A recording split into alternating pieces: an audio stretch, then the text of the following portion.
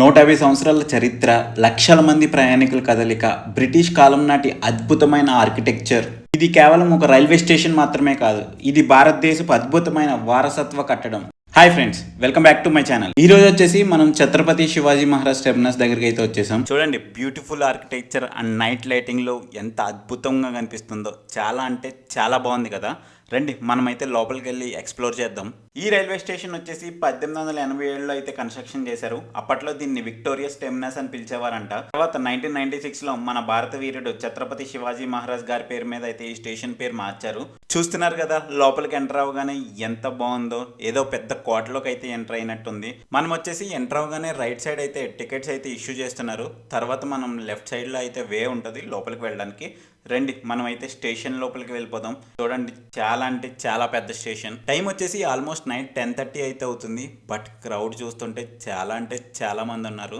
ఇంతమంది జనం చూసాక నాకైతే ఒకటే గుర్తొచ్చింది, ముంబై మహానగరం అసలు నిద్రపోదు అంటారు కదా. మేబీ ఈ స్టేషన్ లో ఈ జనం చూసే ఆ స్టేట్మెంట్ అయితే పుట్టిందమో.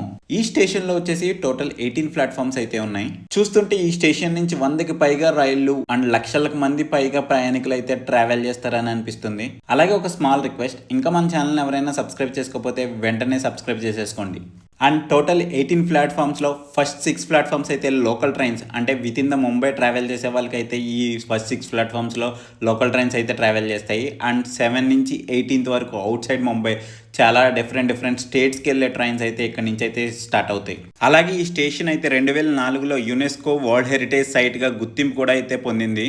ప్రతిరోజు ఉద్యోగానికి వెళ్ళే వ్యక్తి యొక్క కలలు, ఊరికి వెళ్ళే ప్రయాణికుడి యొక్క ఆనందం, అలాగే ముంబైకి కొత్తగా వచ్చే వారి యొక్క ఆశలు అన్నింటినీ కలిసే ఒకే ఒక్క ప్లేస్ ఈ Chhatrapati Shivaji Maharaj terminus railway station. ఈ స్టేషన్ చూసిన వెంటనే నాకైతే చెన్నై సెంట్రల్ స్టేషన్ అయితే గుర్తొచ్చి, ఆల్మోస్ట్ ఈ విధంగానే అయితే ట్రైన్ ప్లాట్ఫామ్స్ అయితే చెన్నై సెంట్రల్ రైల్వే స్టేషన్ కూడా ఇలాగే ఉంటాయి. మీరు కానీ ముంబై వస్తే తప్పకుండా ఈ స్టేషన్ అయితే విజిట్ చేయడం మాత్రం మర్చిపోకండి.